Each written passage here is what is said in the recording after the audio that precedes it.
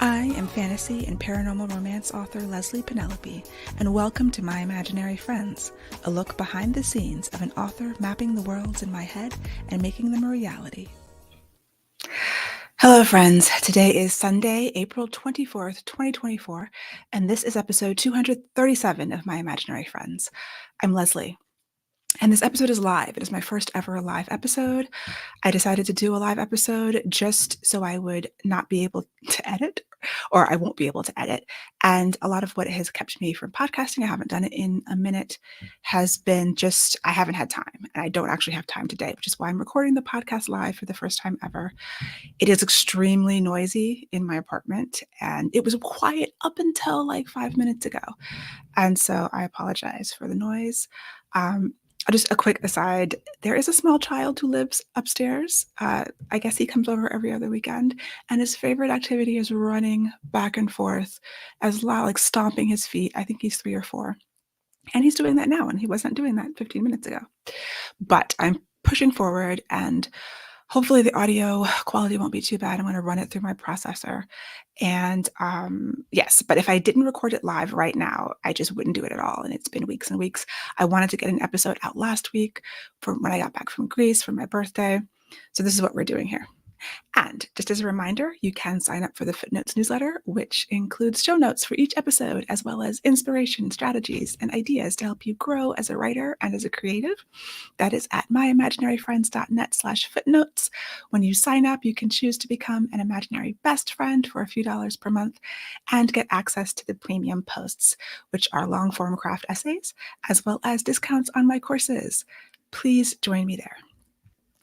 Anyone in the comments, welcome. Yeah, very unusual live episode. Hi, Lisa. But I had a lot that I wanted to say and share with everybody. And so that is what's happening here. This week's best thing. There's been so much. It's been a month since my last personal episode of the podcast. But I realized I also forgot to celebrate the 5-year anniversary. I started this, I believe, in March 2019. I did not actually go back and check the actual date, but it's been 5 years of My Imaginary Friends. And yeah, I just wanted to acknowledge that, celebrate that a little bit. And I'm sure I've come a long way. Someone asked me recently, do I go back and listen to old episodes? I do sometimes, especially when someone comments on them. So there are people who start at the beginning and then just binge all of these years of podcasts, which is very scary to me because I do not know what I was talking about 5 years ago. I'm sure I contradict myself. I have a terrible memory. I do the best I can. But if someone happens to comment on an old episode, sometimes I'll like listen to it again. Like, what was I saying? Especially if they're like responding to a question that I had 3 years ago. I don't know what I was saying. But yeah, thank you for the congratulations. It's been a journey. My personal update. So this week's best thing is many things. This month's best thing, I guess I should say. Let's go back to where we last left off. I was in Greece at the very beginning of the month. I was there for technically 9 days, but like 2 travel days, so effectively a week in Greece. And it was amazing. I had a wonderful, amazing, beautiful, glorious time. I was kind of scared. I'd never done any sort of international travel. That's not true. On my own, I was going to say, but the only other European travel that I've ever done was in college when I went to France for the Cannes Film Festival in 1998. I traveled alone-ish. I mean, I had another student who was with me that I knew from Howard University. So we went together and we were working at the Cannes Film Festival as film students. Amazing experience. Since then, I have not been to Europe. I've been to New Zealand, and that's the only other place out of the country I think I've been. I don't know if I've even been to Canada. So Greece was fantastic. I had a beautiful time. I have pictures on Instagram. I will add a link to them in the show notes when this is over. You can see my flying dress photos, which I talk about in the Instagram post, which was not actually the initial plan. But yeah, we did the Acropolis, Parthenon, all of that on one day. There were some bus tours. We went to Athens, Crete, and Santorini. And I did it was a tour for solo travelers with the company EF Tours. And I actually recommend them. Several of the people who were on that trip had been on several tours with that company, whether they were tours for solo travelers. So you get to meet people, you have your own room, and it's not as expensive as often with these tour companies if you don't want to share a room. you get charged a lot of extra money, and it seemed like a fairly reasonable price to have your own room every night. And so, yeah, I would recommend it. I'm already trying to figure out where can I go next year, like where's my next trip. I think I really want to go to Peru. I want to do Machu Picchu. So maybe I'll do like a April, April being my birthday month. It's a good month to travel often, hopefully. It was a good month to go to Greece. It was early in the season, so it wasn't too crowded. And because the summer months apparently are very insane. The weather was beautiful. It was a little bit unusually warm. I think it's usually colder and windier in at that time of year in Greece, but we had beautiful weather every single day, like 75 degrees and sunny. Just had the most amazing time. And yeah, welcome, Shay. I think that it was studying abroad there must have been amazing. I didn't get to study abroad anywhere. I was too scared, as you know. I went to college when I was 17, so I had no desire to study abroad. I was very scared of international travel until I went to France, and which was a great experience, as I had mentioned. But anyway, so that was Greece. That's my quick rundown. I do want to do a longer video, just probably not a podcast, but a video, because I was recording sort of video diaries as I was there, and I have a lot more pictures. I only put a tiny handful on Instagram, and I want to put together some kind of video just for me to remember the trip better, and I'll probably share it. So whenever I get the time to do that, like in my copious amounts of free time, that is what I hope to do. April's my birthday month, so my birthday was the 18th, and that was fun. Also, I didn't think I was going to do anything because I had just gotten back. I guess I got back from Greece on the 10th or 11th. Yeah, so it was the week before. But Benihana is one of my favorite places to go on my birthday. Ever since I was a kid, I went to Benihana on my birthday because they used to give you a little Polaroid. Now it's much more organized, I guess. They still give you a photo, and it's very fast, but they print it on the printer. So I have years of collections of Benihana photos. I think I did my 35th birthday there. I invited a bunch of friends. And so just two of my friends took me out to Benihana, which was very nice because otherwise I would have just stayed home and cocooned in my apartment. And then yesterday I got back from a Polycon, which is the third year I've done a Polycon. It is a very large reader event. I think it's like 1,500 readers, 300 authors. Very exhausting. Thank you for the belated birthday wishes. Yeah. And so a Polycon it was always a great experience. I always love going to meet readers and to sign books. I had my little table set up. I don't have the elaborate table setups that a lot of authors do, but I'm thinking should I get a banner? Should I do more? I don't know if it really matters. If it's fun for me, I'll do it. I've been thinking I want to design more stuff. Again, copious amounts of free time I do not have. But a Polycon was a bit different this year. It was a little disappointing in terms of just the amount of books sold or it seemed like it was fewer people I interacted with in general. I loved everyone I did meet who came up to the table, even if they just took a bookmark or whatever. But I already had decided not to go next year because these events, as authors, we pay for the table, we buy books. If you travel, you have to ship them. I've only done local events, and it changed hotels this year, which is a lot more expensive. So just looking at what is the goal of a reader event? The goal of a reader event obviously is to meet readers, hopefully meet the readers that you have, hopefully try to get some new readers. And that is still really valuable. And I have to think about just goals and budget and how to do that in a way that makes sense, that is sustainable, and that's still fun for me. And even though big events like this really drain my energy, they also give me energy. I was so exhausted last night. I drove home at 10 p.m. Because it's local to me. This year it was in National Harbor in Maryland, which is 45 minutes to 90 minutes away, depending on the traffic. But yeah, driving home last night, super exhausted.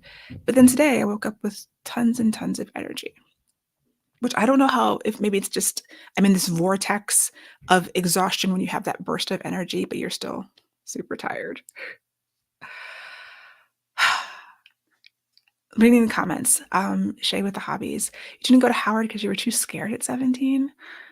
Why were you scared of Howard? Howard is great. I mean, I had very mixed experiences. I ended up loving Howard, but yeah, I don't know. Howard is close to home. Could I have gone super far away from home at that age? That is a question that I have. I went very far for grad school, or very far for me. I went to California for graduate school. I was thinking one of the few graduate schools that I was looking at was actually in Australia. And I was like, I wanted to go very, very far away since I stayed so close to home for undergraduate.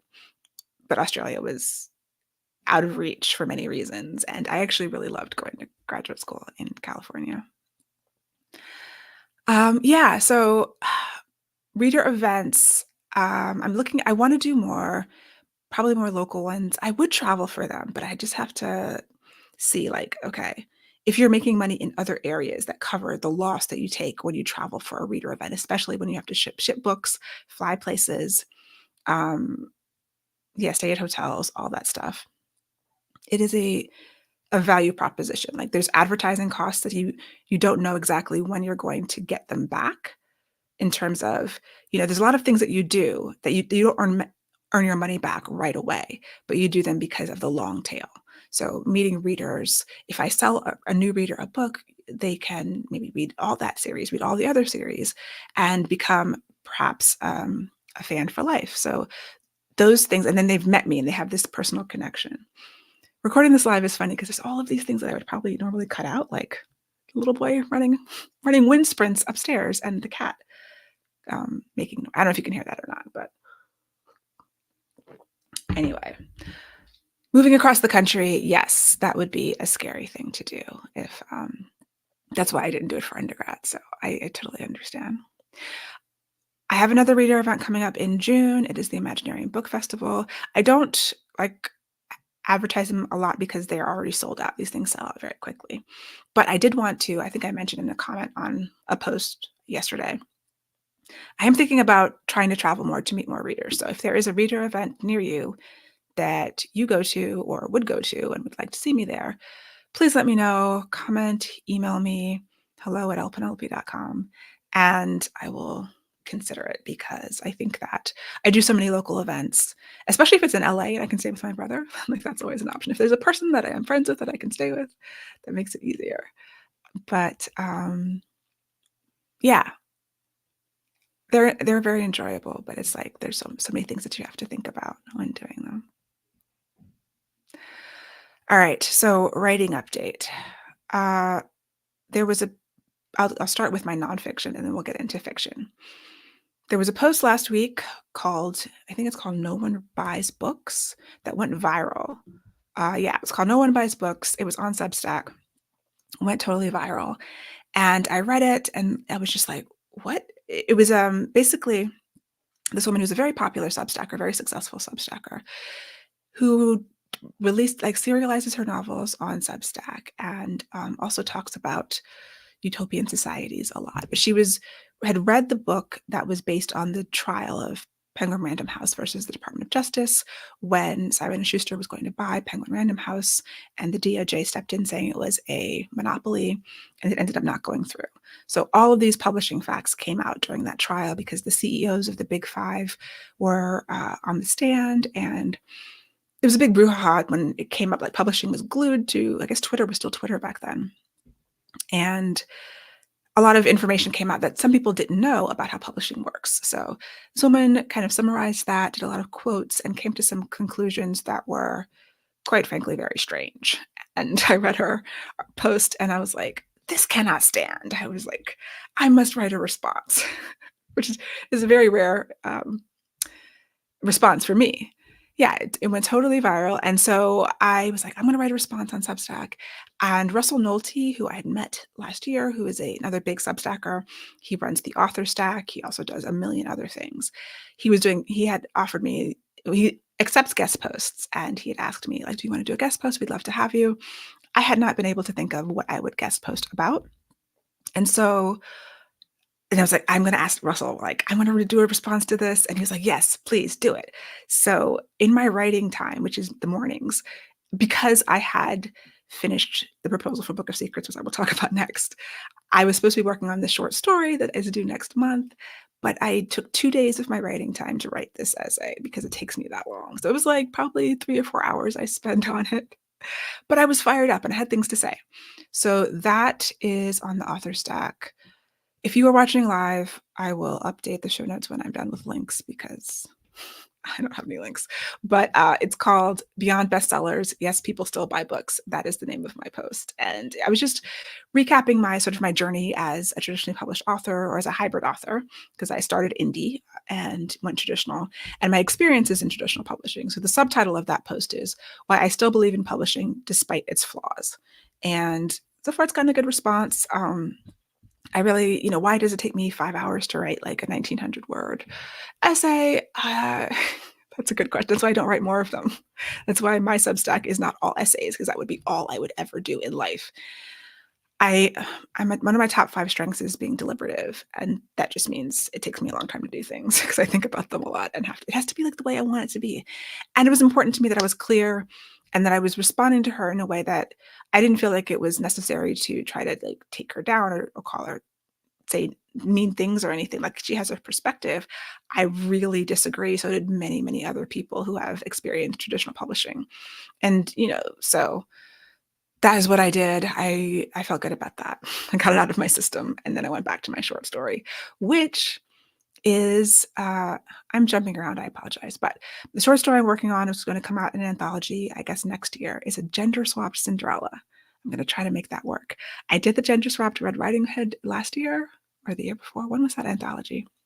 And now I'm thinking, I'm just going to do a bunch of short stories that are gender swapped fairy tales and eventually put them in a collection, and we'll see what happens. So that will be the next thing I'm working on in between the other things that I'm talking about now. So if you have been a podcast listener for a while, or at least this year, you might be familiar that I am writing a proposal for my option from my publisher, which is a book I'm calling The Book of Secrets for now. And I did the first few chapters as a proposal. So the proposal is a synopsis, and the first few chapters, I think I did 6 chapters. It's about 13,000 words, maybe. I was originally going to do the first act, but I ended before the first act at a really good cliffhanger. And I sent it to my agent on Monday of last week, and he read it this week. And while I was at a Polycon, I get this email like, "Oh, can we talk about this?" And I'm like, I'm so exhausted, but I don't want to wait until next week to hear what he has to say. So we had a call. Was it last night? Was it Friday night? I don't know. Might have been Friday night. He really likes the chapters. He had some changes that he wanted to see. And so my new agent is a very experienced editor. He pushes me in a way that is very, very good. I really appreciate it because we're having this Zoom, and he says he really likes it. Then he sandwiches the feedback, gives me the notes, and I'm like, you didn't love every moment of that? You didn't think every page was absolute genius? Because that's the response you want. And when you send it away, obviously you want everyone to say, this is no notes, absolute genius in every line. And he never says that because it's never true, right? I really loved it. I loved what I did. But we talked, and I actually agreed with what he said. Like, at first it hit like, no, this is great. And then I was like asking questions, and I'm like, oh, you're right. And I asked more questions, and I was like, oh yeah, you're right. Nothing really happens in that chapter. Like, it's good writing, I think, but nothing happens. So really, it's not a lot of work that I have to do before I get it ready to push out into the world. So I think I can finish it up this week and then get back to the short story. And that is the goal. So Shay with the Hobbies asked, will you never indie publish again? I definitely will indie publish again. I just don't know what or when. So at the moment, in April 2024, I do not have anything planned for release in 2025. I don't have any, I'm not in contract right now. Even if I sell a book this year, it wouldn't come out till 2026 at the earliest with traditional publishing, which means I probably will have an indie release next year. It's just, what will it be and when will I write it? So my Nano book from last year that I wrote is this cozy romantasy. I could indie publish it.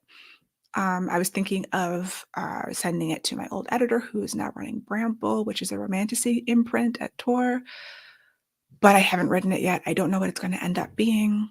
I have a lot of ideas. So yeah, I don't want to abandon indie publishing, but I am kind of focused on a couple of ideas that are traditionally published ideas. It would be difficult for me to indie publish The Book of Secrets one, which I want to be a duology. I think it would be a little bit of a harder sell, indie. And then the next idea that I have is another, I don't know if it's even historical. It might be historical. It might not be because I still don't know what that book is. But all of my romance ideas seem very much fit for indie. So yeah, I'm kind of thinking that too. Like, what's the path? I don't know. I don't know what I'm doing yet. Okay. Other things I wanted to talk about. Oh, Clarion West. I will be in Seattle in 2 weeks on May. Let me look it up. I'm getting up the calendar. May 10th is the tea. So it's called Steamy in Seattle. It's me and Melissa Marr, who I was in an anthology with. And she was actually at a Polycutter. I had no idea. And I did not see her because we were in different rooms. It's so big that it's impossible to see all the authors who are actually there. But we will be doing a tea and on the 10th. And then the next day, Saturday, May 11th, I am teaching a half-day workshop on romantasy. A writer's guide to romantasy is the name of it. And that should be really fun. So the tea is a charity event. They're going to be books, tea, other books, conversation. It's being streamed, and it's also live if you happen to be in the Seattle area. I have a bunch of other events. So after that, Gaithersburg Book Festival back in Maryland on Saturday. I will be at the Maryland Romance Writers tent, and then Imaginarium Book Festival in DC in June. I'm doing an event in Richmond at the end of June, and then my book comes out June 4th. So Daughter of the Merciful Deep, and I'm going to have to start promoting that more. I have energy right now. I feel like a crash is imminent. That is actually what always happens. And so I feel like I'm bubbling with too much energy that I'm probably burning it out.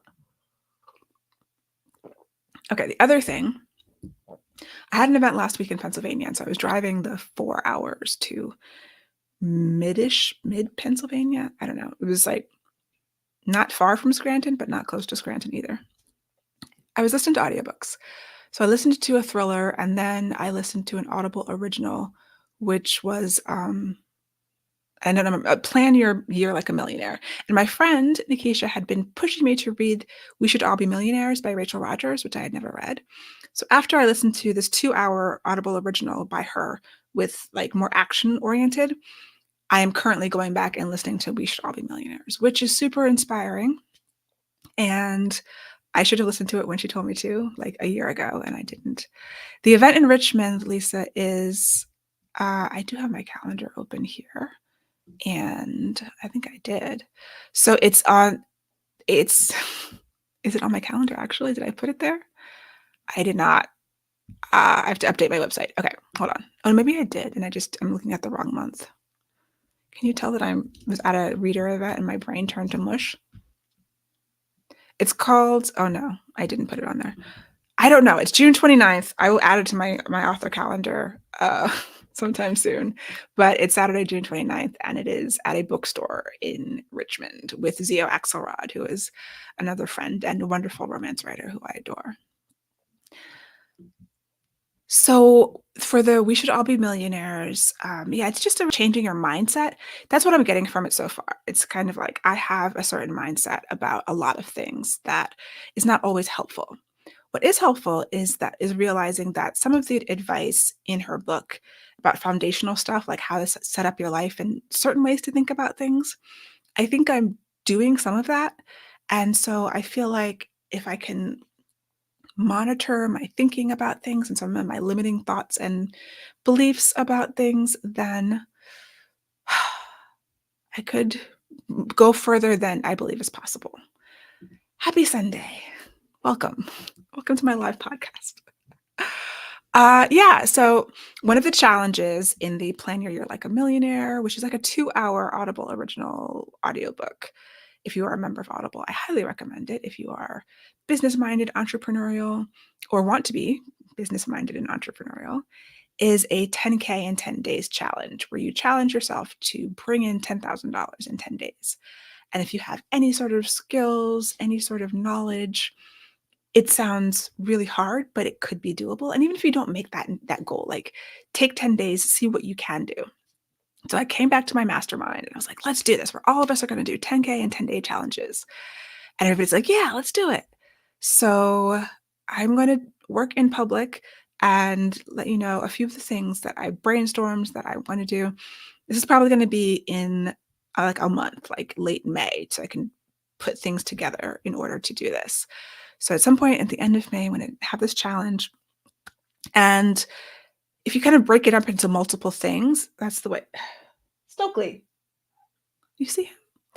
For those in audio only, my cat is climbing around on the bookshelf or the little shelf behind me, trying to knock down things. They're out of control.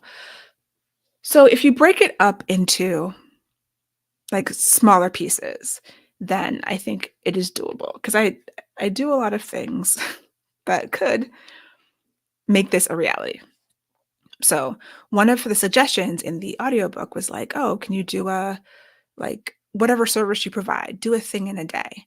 And I was like, well, a small WordPress website will take me like 8 to 10 hours to build, all told, if everything is ready. And we're like a 5-page site, a 6 or 7-page site, maybe, depending. So if I have a template ready, I'm customizing a template so it looks different, even though the bones are the same for everybody. I could build a WordPress website in a day. So, figure out how much I would charge for that, offer like 2 or 3 of those for people who need new websites. Because the idea is, what my fear was like, oh yeah, I could like pre-sell a bunch of stuff, but then if it takes me 2 weeks to do everything and I've pre-sold it, well, that's going to take me a few months. And then, yes, I might have made $10,000 in 10 days, but the next 3 months are spent fulfilling that. And so it's less money that you're making that you normally would have been making. So I'm trying to do things that are like time bound. That's not the word I'm thinking of, but like a unique instance of a thing that is I can do quickly or something I already have. So I might offer a couple WordPress websites in a day, do a sale on my course, and then actually actively acquire affiliates because I have this affiliate program. I built it, but I don't do anything with it. And I have a bunch of people in the course who, if they've enjoyed it, they might want to tell others about it, become affiliates, they earn money. I, expand the reach of my marketing and advertising. So do that. Maybe have a sale on the author coaching. So like sales are things that you can do that you're already doing, but obviously, hopefully you're earning a little bit more in a smaller period of time if you have like a flash sale. Another thing was to do a Shopify store. So a Shopify store, I'm a web developer. I can build them. I can't do it in a day. It's a longer period of time. But if you prepay for a Shopify store, like you're next in line, because I don't have any on the docket right now, and maybe offer one of those because those are always my minimum Shopify store is like $2,000 because it takes a lot to build them, but offer like a prepaid thing. And then we were talking in Mastermind about this and kind of sharing our brainstorms about things that we could offer. And at the end, last year, I'd had this sort of dream for this year to hold some kind of like in-person writing retreat, like an organized one, because I had gone to this retreat center that's in Maryland outside of Baltimore. And it's so beautiful and peaceful and lovely. I did a personal retreat there, but I've done events there. And it's a conference center, so you can have groups of different sizes from small, like 6 or 7 people, to like 150 people. And one of my like dreams was like, I would love to hold a retreat. I want to have my massage therapist come in and give massages. She's also does yoga, like have yoga in the morning, writing time, do some workshops, like do some teaching, sharing, community building. So I'm going to try to put that together and maybe pre-sell that. So I'm excited about these ideas. Once again, I feel like I'm headed for an energy crash, but at the moment, these all seem like great ideas. And this is a thing that felt out of reach, and I probably wouldn't do it unless I was pushed. Like it was a dream that was just like, oh, lofty, but it's not impossible for me to hold a writing retreat. Like there's already a place that's perfect. It's not exorbitantly expensive. It's just a matter of logistics and organization and figuring it out. So yeah, those are my initial plans right now. Obviously, we know things change as I go along, and yeah, that is what's happening with me. Other things I wanted to talk about. I watched the movie 3,000 Years of Longing with Tilda Swinton and Idris Elba on the recommendation of a friend. And we were talking about the book that I'm writing, which does not have, I think we were talking about gin. And I've been trying to get gin into one of my books for years and years. It was supposed to be in the Angel books. They didn't show up because I didn't finish the books. And then there may or may not be gin in this book. I don't think there are. Anyway, I watched that movie. What it did have that I had already put in Monsters We Defy was a story of King Solomon and the Queen of Sheba. And another kind of variation on that story, which I thought was very cool. The woman they had playing the Queen of Sheba is like the most beautiful woman I've ever seen in my entire life. Like, I don't know, she must be a model. I did not look her up. But yes, that is the Queen of Sheba. I think at one point, Idris Elba, who's the Jinn character, is like, yes, she was beauty itself. And I'm like, yes, they found the right person to play that role. And so they do a version of Solomon and Queen of Sheba, which is the backstory of, I do a version of it in the Monsters We Defy. They take it in a different direction because I was watching it wondering, are they going to do what I did? Did they see what I did? They did not, but it's fine. Everyone has their own versions of it. I thought that was still pretty cool. The movie itself was really cool, like 75% of the way. And then it took a turn that I could not follow with the movie. I still recommend it because it's beautiful. And I talk about this more on the Ink and Magic podcast. That's going to come out in a couple weeks. I don't know. Maybe it's next week. Also, reading. I'm reading this book called The Fall of Souls by R.A. Moreau. It is like an Egyptian-inspired romantasy story. I'm really enjoying it.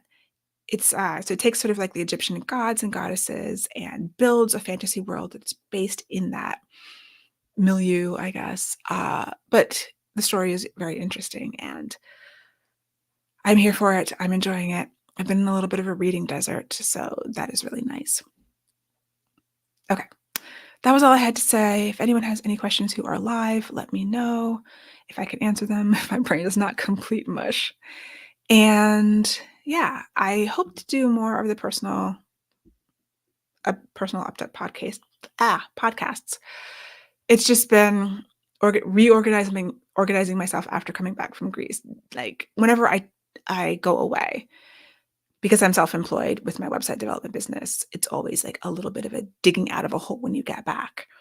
And just getting back into time management and doing things and getting up early. Although I got up early on vacation because those tours were like, seize the day, carpe the diem. My goals for the coming week: rework the Book of Secrets proposal and also start drafting this short story that is due soon. I really need to get a solid draft so I can have a couple of days away from it, come back, review it before it's due. I think those are good enough goals. And then also continue sort of planning my whole 10K in 10 days challenge. There's things I have to put in place in order to make these ideas a reality. And I'm sure there's more on my to-do list. Incoming cat we have. So that's all for me for this week and for this live recording of the podcast. And I will hopefully talk to you next week. For episode show notes and to sign up for the Footnotes newsletter and get the show notes in your inbox, go to myimaginaryfriends.net. Subscribe wherever you get your podcasts. Watch the video episodes on YouTube with bonus cats. Email me at podcast@lpenelope.com, and I would really appreciate a rating or review for the podcast to help support the show. My Imaginary Friends is part of the Frolic Podcast Network. For more fantastic podcasts, go to frolic.media/podcasts. Have a good weekend, everybody, and I will hopefully talk to you next week.